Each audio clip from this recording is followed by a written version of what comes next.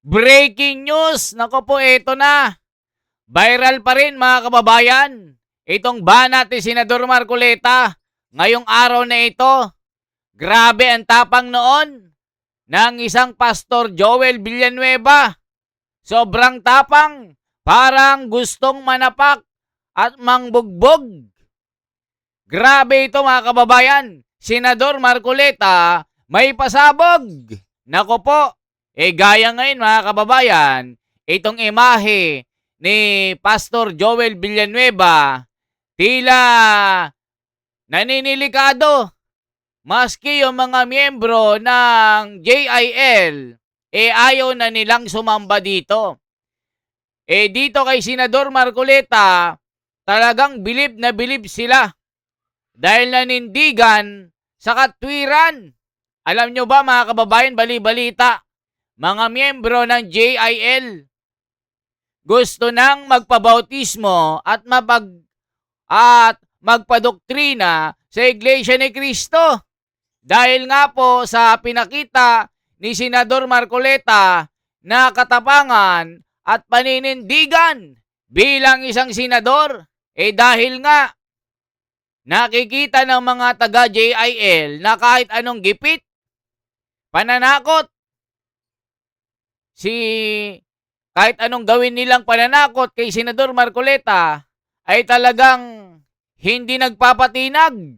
Dito kay Joel Villanueva, takot na takot mga kababayan. Kaya lumundag sa kabilang dako, napaihi sa kanyang pantalon. Kaya dito, galit na galit sa kanya ang buong bayan, lalong-lalo na ang reliyon na kinabibilangan niya na napakaraming mga tagasunod. So dito, panoorin po natin ang isang video mga kababayan. Ito po, gaano ba siya katapang noon? Nako po mga kababayan, si Judas is Lord. Nakakahiya ito, panoorin po natin. Ay ganito katapang itong si Senator Joel. Kung noon ay ganito katapang itong si Senator Joel Villanueva na kung iyong pakikinggan at pagmamasdan ay tila talagang makabayan at kontra sa mga kawatan. Hindi pangalan ng kalye ang pinapalitan. Kaluluwa ng bayan natin ang pinapalitan. Hindi basta-basta pinakikialaman. Bakit kaluluwa ng bayan ko? Yung mga nagdarahop, yung mga naghihikahos, mga nangangailangan ng tulong, nangangailangan ng ayuda ng gobyerno, umaasa sa tulong ng gobyerno, pagsasamantalahan natin. Wow. Kung saan dumating pa sa punto na talagang napahanga tayo nitong si Joel nang banatan at bakbakan niya itong buhayang si Zaldico na tinawag pa niyang Dracula dahil sa pagkakawatan nitong bata ni Tamba. Kakalkalin po itong mga atraso niya sa bayan. Ito pong kumpanya niyang SunWest Corporation. True or false? Ito po ba ang isa sa pinakamalaking government contractor sa bansa?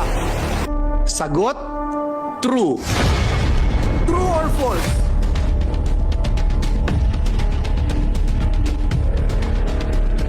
Ang korporasyon po ba niyang SunWest Corporation ay kasama dito sa kontrobersyal na Farmally case dito na inimbestigahan sa Senado na kasuhan ng Senado? The answer is true. Nakita nyo mga kababayan, paano siya nagtapang-tapangan? Talagang kala mo mangbubugbog ng isang kurakot. Binabanatan niya mga buhaya, si Zaldico talagang binibira niya. Diba mga kababayan, ganito siya manindigan. Aba, naka-naka mga kababayan, nabahag ang buntot na akala mo binugbog ng mga katropa niya. Kaya dito, tuloy pa natin. Kaya si Senador Marcoleta napapailing na lang Talagang Judas is Lord ang tawag na dito. Kaya nga nung nilapitan niya si Senador Marcoleta dito, wala nang gana kay Judas. Dahil nga, pinagpauna na ni Senador Marcoleta na itong si Joel Villanueva ay isa sa mga maghuhudas sa grupo. Kaya ngayon mga kababayan, ay viral na viral itong si Joel Villanueva maski ang mga miyembro ng JIL o Jesus is Lord na marami ng ayaw nang sumamba kasi nga itong leader nila ay nakakahiya, isinusuka at pinangdidirihan. Kita nyo naman mga kababayan, yung mga nakaraan nating mga video, marami pong naglabas ng mga saloobin at sobrang pagkadismaya kay Joel Villanueva dahil sa kanyang ginawa. Ang dapat gawin niya kampihan ng katwiran at katotohanan at manindigan gaya ni Marcoleta at ni Jinggoy Estrada, gumaya kay Chis Escudero na isa ring Judas. Nakita nyo po mga kababayan, tuloy pa natin. Kaya binabakbakan nitong si Joel Villanueva dito. Kasama din po ba ang kumpanya niya dito po sa kontrobersyal na DepEd laptop scam? Ang sagot po, true. Pinakakasuhan din po ng Senado ang kumpanyang ito. Napakadami pong BIR cases. Madali po maghanap, Mr. President. Madali po kuhanin ang panig ng mga taga-BIR. Ang ilang kaso meron ang kanyang mga korporasyon. Bukod po dito, yung reklamo po sa Ombudsman ng Anti-Corruption Group na ang pangalan Task Force Kasanag International, meron din pong 50 billion na kaso na kinakaharap ang taong ito. Mr. President, kung maglalabas po kayo ng baho, Mr. President, dapat naman siguro maligo ka muna. Ang masaklap po, Ginoong Pangulo, kabila po ang track record na ito ni Mr. Zaldico. Ang masaklap po, inappoint po siya ng Kamara de Representantes bilang tagapagbantay ng kaban ng bayan. Si Dracula, inappoint mo bilang tagapagbantay ng blood bank ng bayan. Kita nyo mga kababayan, sinabihan niya si Zaldico na Dracula. Napakatapang niya noon mga kababayan na talagang marami pong humanga sa paninindigan ni Joel Villanueva. Lalong-lalo na yung kanyang mga tagasunod sa JIL na ngayon ay Junior is Lord. Judas is Lord. Yan po mga bansag kay Joel Villanueva. Ngayon, diring-diri na ang taong bayan sa'yo. Sabi nga ng isa mga kababayan, nagtago ka na lang sana. Ginaya mo na lang si Bato para may dahilan ng taong bayan na hangaan ka. Pero ngayon, sa tingin mo, ligtas ka na. Sabi ni Joel Villanueva, Diyos daw ang nagbulong para gawin ang kanyang tungkulin at itigil na raw ang bangayan at trabaho na ang atupagin.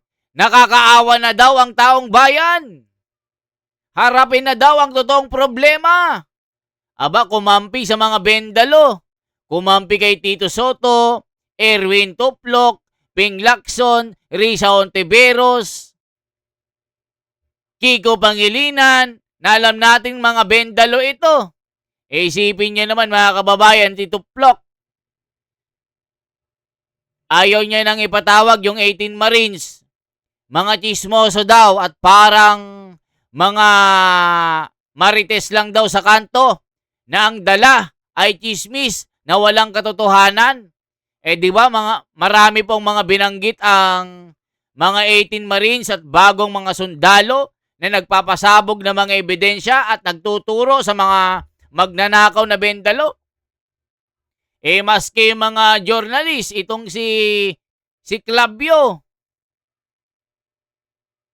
Di ba mga kababayan, isa rin sa mga binanggit dito, Ramon Tulfo.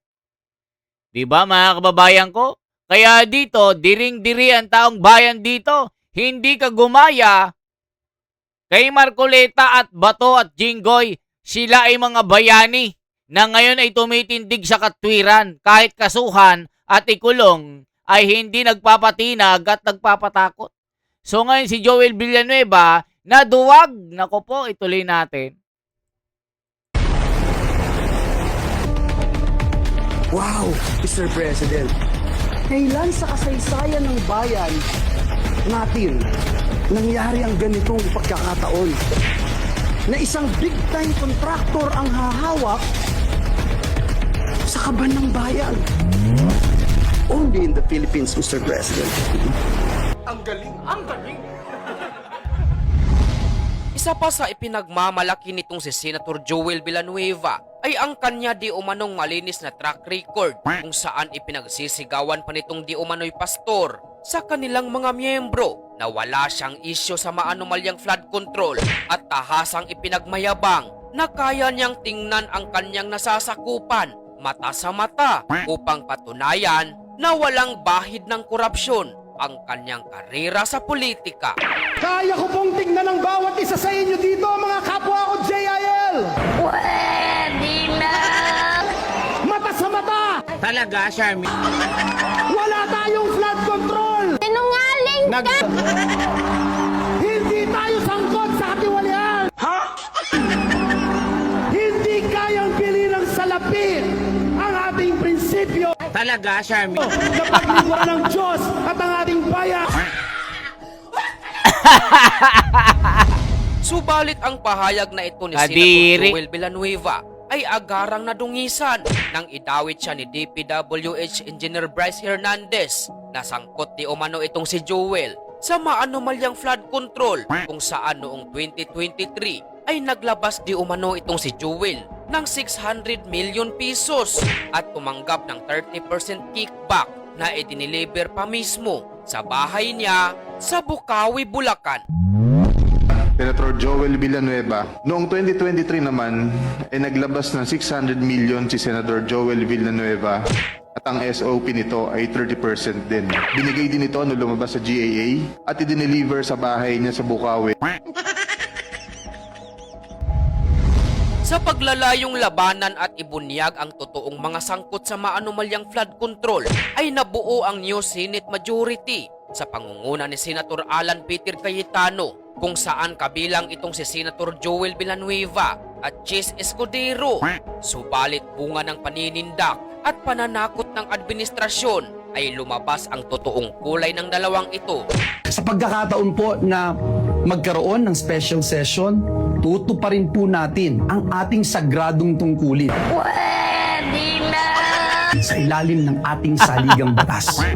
We will be there. Walang iya. Mga kababayan Kadiri, ano? Walang iya. Kaya kasi sinusuka ng JIL ngayon. Nawala yung pagiging matapang mo. Ayun o, Joel Villanueva. Napakatapang noon. Parang gustong manakit at manapak. Talagang nanindigan sa katwiran at katotohanan. Aba, ilang araw lang mga kababayan. Ilang linggo lang tila binawi yung kanyang mga sinabi. Na kayang-kaya niyang manindigan.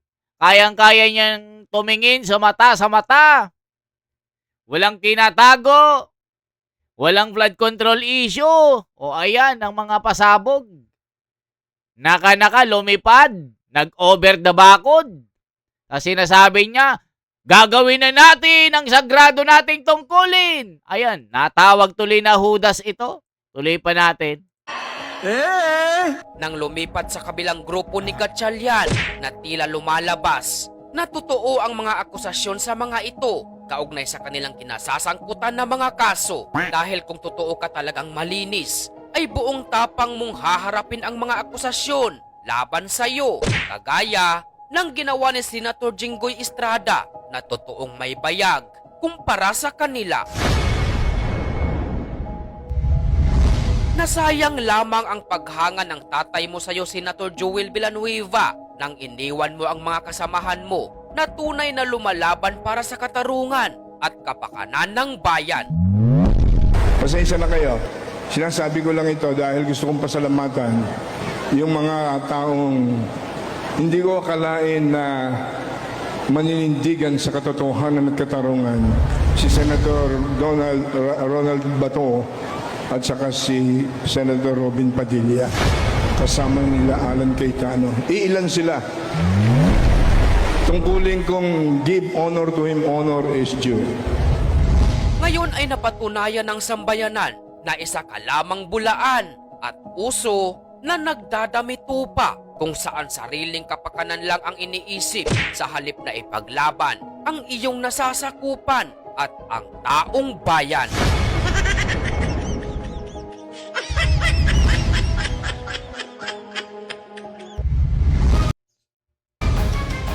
Ayan mga kababayan ko, nakita nyo po, nasira ang kredibilidad ng isang Pastor Joel Villanueva na ang buong akala ng karamihan ng kanyang mga tagasunod na milyon-milyon, siguro nasa 1 million hanggang 1.5 ang JIL o Born Again.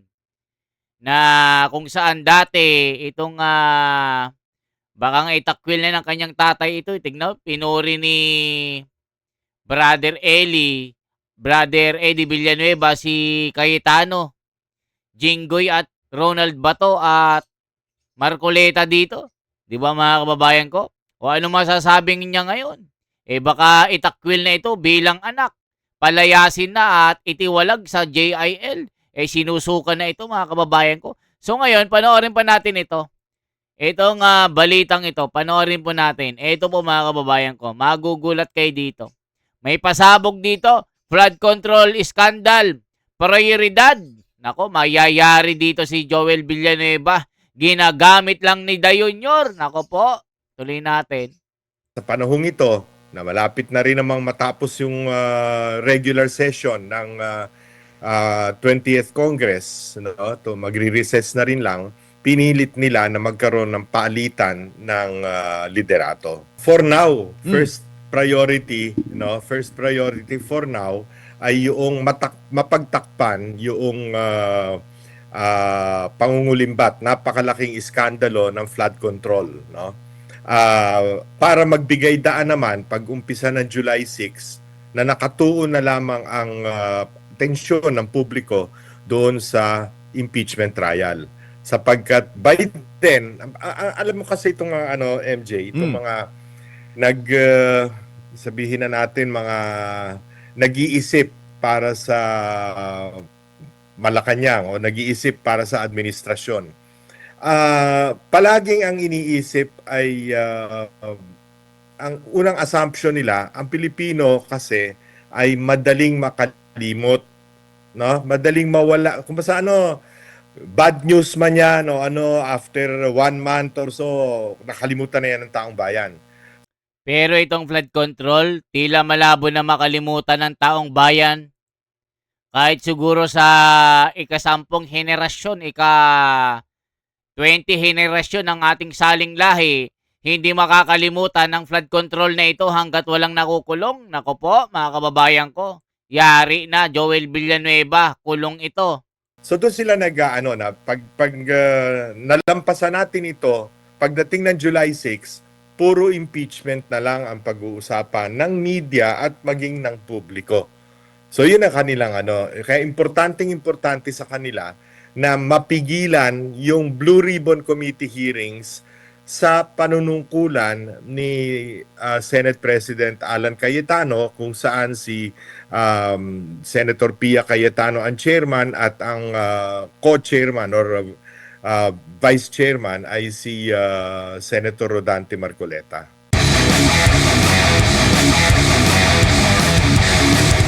Ano po ang major takeaways po ninyo sa naging palitan po ng liderato ngayong linggo dyan po sa Senado? Well, napatunayan yung kinakailangan ng 13 boto, no? At hindi po pwede yung 12. So, naghain si dating Senate President Alan Cayetano ng certiorari sa Supreme Court. Sana naman, bagamat moot and academic na yan, ay magdesisyon sapagkat importante yan sa mga darating pang mga araw, darating pang mga taon. Baka magkaroon na naman ng ganyan sitwasyon, mas mabuting malinaw na kailangan na 13 para ka maging Senate President. No? Opo, at saka binanggit po sa mga speech recently o sa mga Facebook Live ni Senate Minority Leader, former Senate President Cayetano, na dalawa daw po pala ang grupo ngayon sa pamahalaan o sa Senado, Sir Lito. Ang una ay yung mga gusto ng katotohanan na ilabas po yung sino ang mga sangkot at masterminds ng flood controls anomaly. Ikalawa, yung grupo po ng mga gusto ng cover-up. Ano pong tingin niyo dito, sir? Well, yan ang pananaw ni Senator Alan Cayetano, no? Subalit sasang-ayon ako sa puntong malinaw na kaya pilit na yung dalawang senador na dating nasa majority ni Cayetano Block, wika nga, no? Ay pilit na sinungkit, no? Sa anong paraan, hindi natin alam sa ngayon at wala namang aamin ang katotohanan tungkol doon. Pero malinaw na iyon ay dahil ayaw nila na lumabas ang mga revelasyon tungkol sa katotohanan na ibinubunyag ng mga 18+4 na mga ex-soldiers, no? Ibang ex-marine, yung iba ex-army, no? Ayaw nila yon. Ang gusto nila ay matuon na lamang ang pansin ng tao dun sa impeachment trial. Sapagkat kapag inihambing ng tao yung di umano'y kasalanan ni Vice President Sara Duterte at ikukumpara ito dun sa kahindik-hindik at napakalaking pangungulimbat ng pera ng taong bayan, para bang excuse me, para sa taong bayan, sino ba ang mga dapat parusahan? Sino ba ang mga dapat managot? Ayan mga kababayan ko, nakita niyo naman dito si Tulfo, si Tuplok, yung galing-galingan na feeling abogado na Bendalo, na sinasabi niya dito, hindi na daw siya interesado na ipatawag yung mga sundalo na Marines. Kasi nga, mga kababayan, chismis lang daw ang gagawin nito, magpapasikat. Kasi nga, wala daw katotohanan ang mga bintang kay Erwin Tuplok. Magkita na lang daw sa korte. Di ba mga kababayan? So, hindi na nila ipapatawag daw kasi nga, chismis lang. So, anong masasabi nyo dito mga kababayan? Ang lahat ng ito ay para tibagin nila si Sara. Si Sara ang gusto nilang tibagin dito. For transparency, for a better democracy, mga kababayan ko, i-like at i-share ang video ito at sa mga kababayan natin at kapatiran, shout out sa inyong lahat. At batiin lang natin yung mga tuloy-tuloy na ayan, from Tokyo Local. Di ko mabasa po. Jenny Valentino, shout out. Always watching po. Mildred Martin, ayan, shout out po sa inyo. Gaspar Beltran, salamat po. From Cebu City, salamat po mga kababayan, mabuhay. At ito, i-share at i-like ang video ito, mabuhay po.